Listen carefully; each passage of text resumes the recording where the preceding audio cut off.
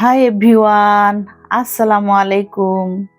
চলে আসলাম রান্নার একটা ভিডিও নিয়ে। আজকে আমি লইট্টা শুটকি রান্না করব, তো আপনারা সাথে থেকে পুরা ভিডিওটা দেখবেন, আর যদি ভালো লাগে লাইক কমেন্টস করবেন। তো চলুন রান্না শুরু করি। তো লইট্টা শুটকিগুলো আমি এরকম ছোট ছোট পিস করে আগে কেটে নিয়েছি। তারপরে এই শুটকিগুলা শুকনা কড়াইতে ভেজে নিতে হবে, মানে কোনো তেল টেল ছাড়া। আর ভাজার পরে এই ফুটন্ত গরম পানির মধ্যে আমি দিব। তো আমি এক চুলায় পানি গরম করে নিচ্ছি, আর অন্য চুলাতে শুটকিটা ভেজে নিচ্ছি। তো প্রায় 10 মিনিট মতো একদম মানে খুব বেশি জোরে জাল না, মিডিয়াম জালে শুটকিটা ভাজতে হবে, যাতে করে শুটকির গাটা একটু পোড়া পোড়া হয়। তো ভাজা হয়ে গেলে আমি চুলাটা অফ করে ওই গরম পানির মধ্যে শুটকিগুলো দিয়ে দিব। দিয়ে এইভাবে আমি কিন্তু রেখে দিব 15-20 মিনিট। তারপর পানিটা যখন একটু ঠান্ডা হয়ে আসবে তখন আমি ধুয়ে নিব। ধুয়ে এইভাবে করে আমি আরও 2 থেকে 3 বার গরম পানি করে এইভাবে করে ভিজিয়ে রেখে বারবার করে ধুয়ে নিব। দেখেন পানিটা কত ময়লা হয়ে গিয়েছে, কত ময়লা বের হয়েছে, মানে শুটকির গায়ে যত ময়লা থাকে সব বের হয়ে যায়। তো 3-4 বার এইভাবে গরম পানি দিয়ে ধোয়ার পরে শুটকিটা কিন্তু একদম পরিষ্কার হয়ে যাবে। তখন শুটকির গায়ে কোনো ময়লাও থাকবে না, বা শুটকির যে একটা মানে শুটকির স্মেল ওইটা আর ওইভাবে থাকবে না। তো আমার শুটকি ধোয়া হয়ে গিয়েছে, দেখেন একদম পরিষ্কার পানি বের হয়েছে। আর বারবার গরম পানিতে দেওয়াতেও শুটকিটা একটু নরম হয়ে এসেছে, এখন রান্না করতে সুবিধা হবে।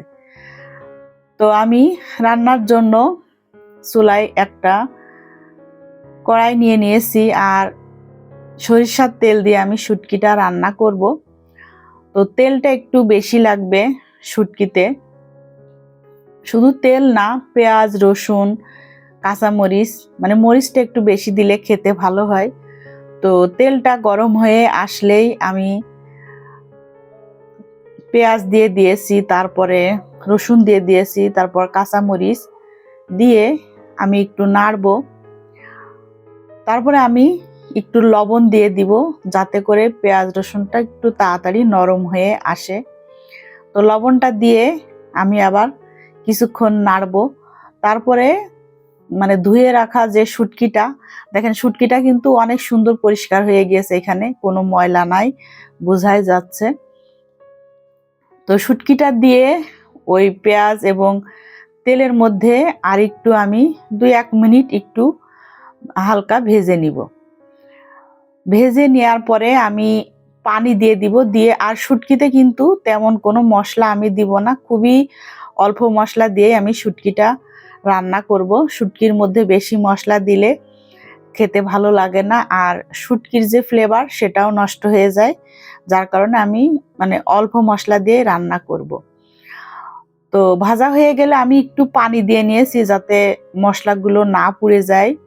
তারপরে আমি পরিমাণ মতো হলুদ আর মরিচ দিয়েছি। মরিচটা আসলে যার যার স্বাদ, আর মরিচটা একটু বেশি দিতে হয়। এখানে আমি কাঁচা মরিচও দিয়েছি, আবার শুকনা মরিচও দিলাম।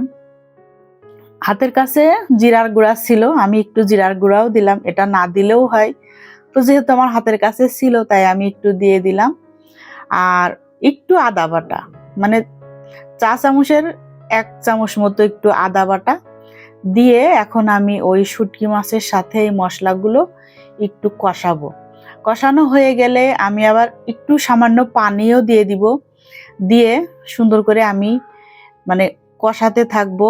মশলাটা যাতে শুটকি মাছের সাথে মিশে একাকার হয়ে যায়, আর শুটকিটাও একটু নরম নরম হয়ে যায়, মানে মশলা শুটকি একসাথে মিশে একাকার হয়ে যাবে।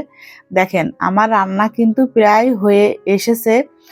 আর শুটকিগুলো একটু মানে কিছু কিছু মানে শুটকি আমি ভেঙে ভেঙে দিব, আর কিছু আস্তে আস্তে থাকবে। তো যখন একদমই তেল তেল মতো হয়ে আসবে তখন আমি কিছু আস্ত রসুনের কোয়া, যে দেশি রসুনগুলো আছে সেই কোয়াগুলো আমি দিয়ে দিব শুটকির উপরে। দিয়ে আমি একদম মানে কম জালে আরও 5-7 মিনিট আমি এইভাবে রান্না করব, মানে একটু একটু করে নেড়ে দিব আর রান্না করতে থাকব। তো রান্না করতে করতে এখন কালারটা একদম চেঞ্জ হয়ে এসেছে আর আমার রান্নাটাও হয়ে এসেছে। তো এইভাবে শুটকি রান্না করে খেলে কিন্তু অনেক মজা হয়। আমাদের বাসায় তো অনেক বেশি পছন্দ করে সবাই, রিথির আব্বু, রিথি ওরা।